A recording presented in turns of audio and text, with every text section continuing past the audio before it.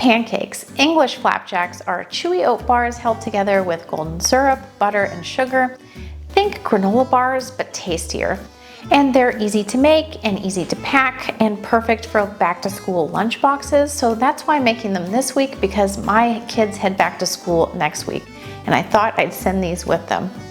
The word flapjacks goes all the way back to Shakespearean England, but the flapjacks we're making today are not likely the same ones that Shakespeare himself enjoyed, but we'll explore that a little more in the video later on. So let's get started on this quick and easy treat.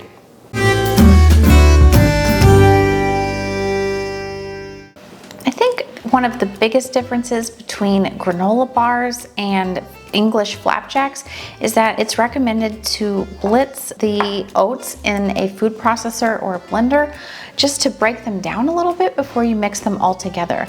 So it's not like an American granola bar where you take a bite and you see all the big formed pieces of rolled oats in it. They're more crushed up and held together with the glue of that golden syrup. And that's another difference. Instead of maple syrup or honey, we're using golden syrup, which has a really delicious caramel flavor. So I'll put a link in the description box to an Amazon link where you can buy golden syrup, because you can't really find it at very many American grocery stores, but I definitely recommend picking it up because it adds just a little bit extra depth of flavor and a little bit of a caramel taste to these that are not in an American granola bar. So I'm just going to put these in a food processor. These are just old-fashioned rolled oats. And if you're using quick oats instead of old-fashioned rolled oats, you probably really don't need to do this step. It would be helpful if I put my food processor on the right way. Okay, now that it's not backwards. Oh my goodness. Do you do that too? Okay, pulse it for a couple of seconds. You don't want to turn this into a flour. You still want some big chunks, but you want to break them up so they kind of hold together.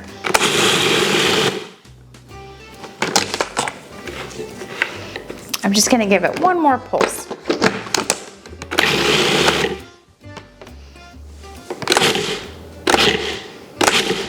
There we go. So this is the consistency that you're looking for.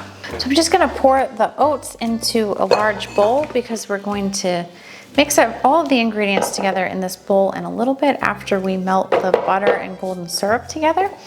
And this is the point where if you want to put any add-ins like dried fruit or nuts, you add them in to the oats now, and then when you pour everything in, you can mix it all together.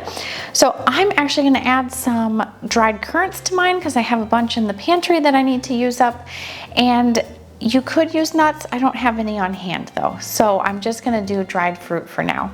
I'm not even going to be precise with this. I'm really just going to add in a couple of handfuls, and when it looks like there's enough where there will be a few in every bite, then I will stop. So that's one handful, and this is two. I think I'll do 2 handfuls of dried currants. So now let's head to the stove and melt together all of the wet ingredients. In a medium saucepan on the stove, you're going to melt your unsalted butter over medium-low heat. And once that's completely melted, you're going to stir in some golden syrup and some soft brown sugar. You can use light brown sugar or dark brown sugar, whatever you have on hand. And then you're going to give that a whisk and melt it all together. And once that sugar is completely dissolved and you have an emulsified mass, then you're going to take it off the heat and stir it into your oats. If you love cultural exploration and baking, then this is the channel for you. I hope you'll hit the like button and consider subscribing for more videos like this one. So why are these called flapjacks? No one's entirely certain. We do know that the word itself dates back to 16th century England. Shakespeare himself even used it in Pericles, Prince of Tyre, when he says, "Come, thou shan't go home, and we'll have flesh for holidays, fish for fasting days, and moreover puddings and flapjacks, and thou shalt be welcome." But at this time, it was unlikely that the word flapjack refers to what we're making today. Instead, it was probably a tart or a flat pie.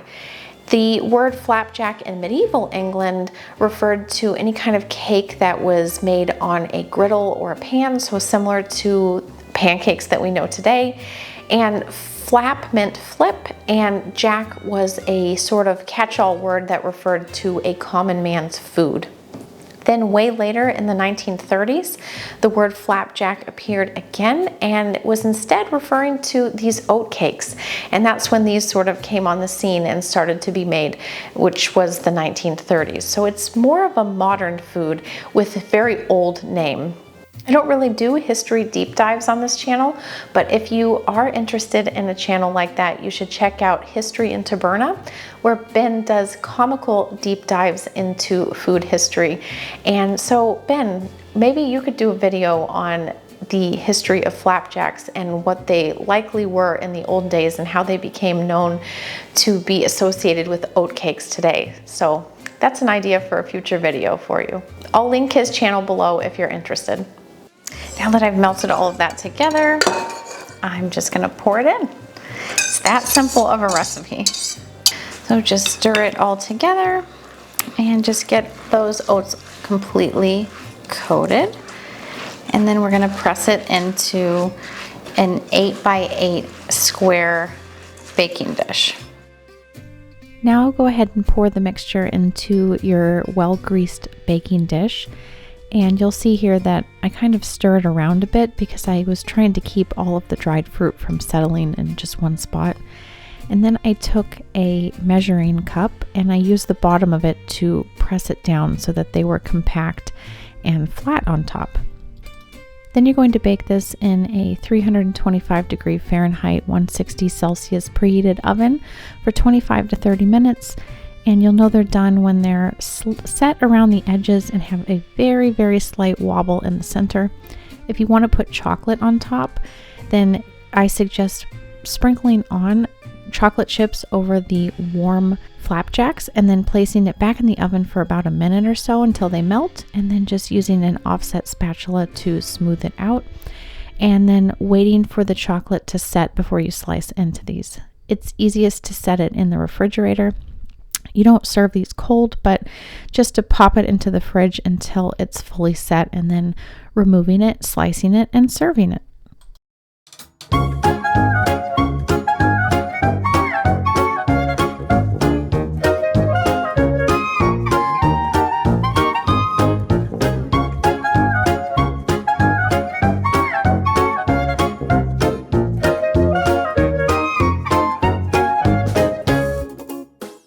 Let's give these flapjacks a try. I have had them before. I send out a weekly email to my newsletter subscribers where I bake through my cookbooks that I have on my shelf that I don't always get a chance to try the recipes for.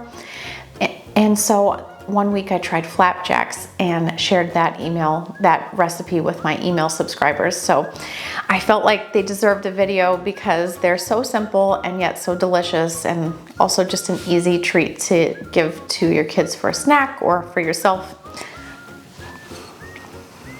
Those are perfect. I love the chewy texture and flavor of the oats held together with that golden syrup. You can taste that hint of caramel in the background from the golden syrup. So instead of them having like a honey or maple flavor, it has just a different sort of background flavor, that caramel that I'm tasting. And you could really make these any way you want. You could completely customize them. You could put chocolate on them like I did. You could even put white chocolate on them if you don't want to do dark chocolate. I imagine one variation that would be really good would be dried cranberries mixed in with a white chocolate layer on top. That would be really delicious. I know at that point we're veering from the traditional, but even these traditional forms with no chocolate on top and just oats, or even just some dried currants, that's absolutely delicious and perfect as is. If you want another British treat, check out my Victoria sandwich video where I go into the history of tea time and that classic treat that goes with a cup of tea since Victorian times. So watch that video next, and I'll see you next time.